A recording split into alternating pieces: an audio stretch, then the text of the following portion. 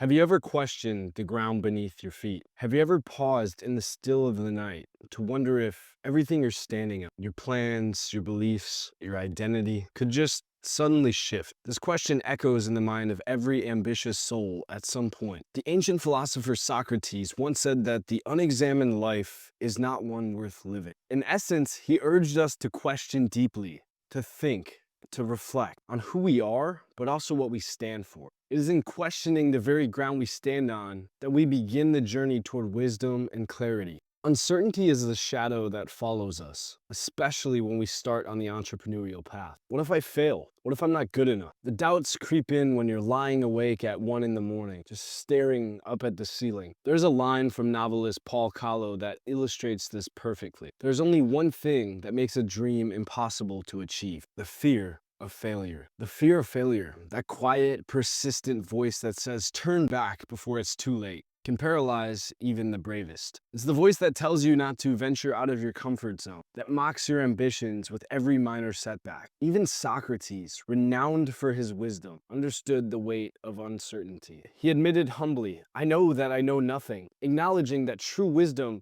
comes from admitting your own ignorance. The fool is not the one who knows little, but the one who thinks he knows it all and refuses to learn. If you feel uncertain, you're not weak. You're at the verge of learning. Doubt is a sign that you are alive, that you are pushing into the unknown. Embrace it. As uncomfortable as uncertainty is, it's the starting point of all growth. Picture this. A lone desk lamp illuminates in a small apartment. It's well past midnight. Papers are strewn about, code flickers on a screen, and a young man, let's call him me or you, because it could be either, sits with his hands on his head. At 21, I launched my first digital startup from that cramped room after several businesses, fueled by equal parts caffeine as well as daydreams. I truly believe my hard work and passion could conquer anything, but reality hit hard. The launch failed, outreach was bad, everything had fallen through. In a matter of months, my fledgling venture, one of many, had collapsed under its own weight. I felt crushed. In that dark moment, failure wasn't just an idea, it was my reality. I remember the exact moment it really sank in. 3 in the morning, the glow of the city in the window,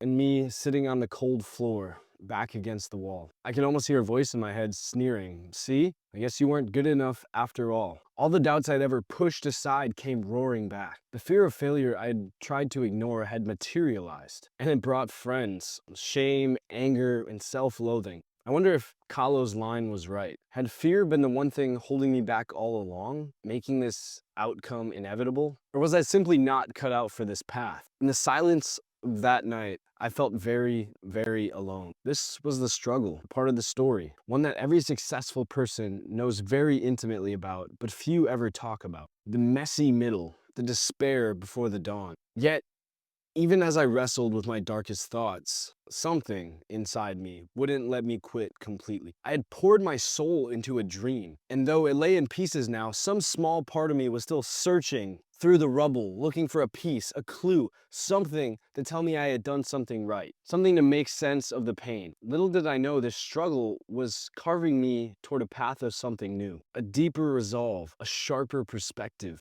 It had been said that a smooth sea never made a skilled sailor. And here I was in the midst of a storm, learning to either sail or sink. The realization, however, hadn't dawned on me just yet. At this stage, I was in the thick of it, struggling, flailing, trying to figure out which way was up. But this crucible of struggle was precisely what I needed to get myself to the next stage of this journey: realization. For months after my failure, I moved in a haze. It's a heavy thing to carry, the knowledge that a great effort of yours still fell short. I avoided calls from friends, questions about how's the business going, and woke up every day with a pit in my stomach that something still had to be figured out. In that period of isolation and reflection, I turned to knowledge and books, the wisdom of those who had endured more than I could ever imagine. Late one night, I found myself reading the words of philosopher Nietzsche. He who has a why can bear almost any how. That quote hit me like a bolt of lightning. I read it again and again to an empty room. He who has a why to live can bear almost any how. He who has a why to live can bear almost any how. If I could rediscover why I started this journey, I could endure the how, no matter how painful or convoluted the path might be. I started to ask myself, what is my why? Why did I dream of this path in the first place? I remember the excitement I felt envisioning a better future.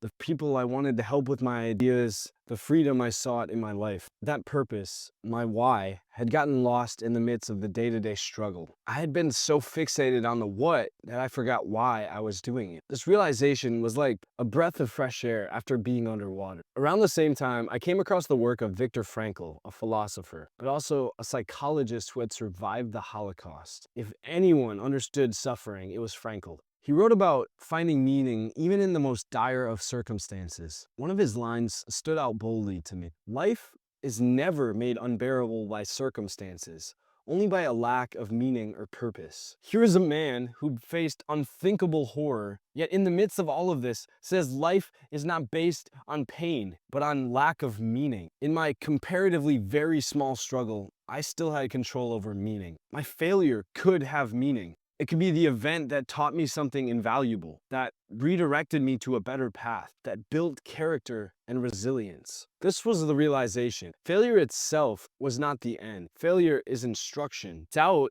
is an invitation to dig deeper. I began to see a glimmer of the truth. The adversity I faced was not trying to destroy me. It was trying to teach me. My broken pieces could be reassembled into something stronger, but only if I kept my why in sight. In that moment, I promised myself that I would never lose sight of my purpose again. If I ever dared to step back into the arena, I would do it with meaning at the forefront and the understanding that every setback is a seed of a lesson. With a renewed sense of purpose, I got back to work, back to the drawing board, and revamping my idea. This time, things were different, and I was different. I approached my next venture and each challenge with a calmer mind and peace at heart. It wasn't that problems stopped arising, far from it. In fact, new project, new problems. But I wasn't intimidated the way I once was, because I viewed obstacles through a new lens. I kept recalling a piece of wisdom from the Stoic philosopher king Marcus Aurelius, who wrote during a war-torn reign 2,000 years ago, "The impediment to action advances action. What stands in the way becomes the way." In other words, the obstacle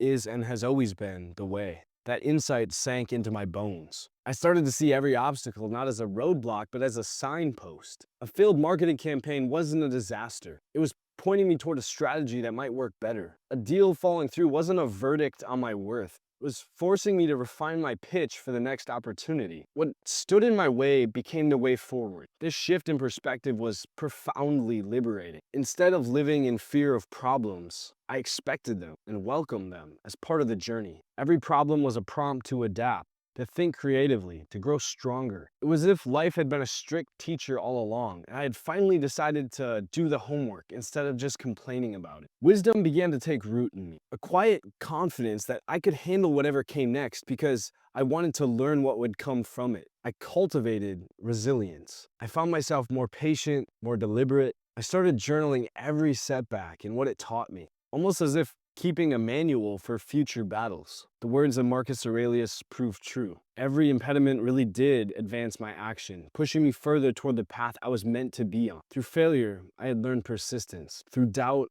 I had learned truth. Through suffering, I had learned meaning. This hard-learned wisdom would become the foundation of how I would live the rest of my life. Wisdom and purpose can give you direction, but only action can push you forward. I knew I just couldn't sit and philosophize forever. I had to do something. I had to get up each day and do the work. So I did.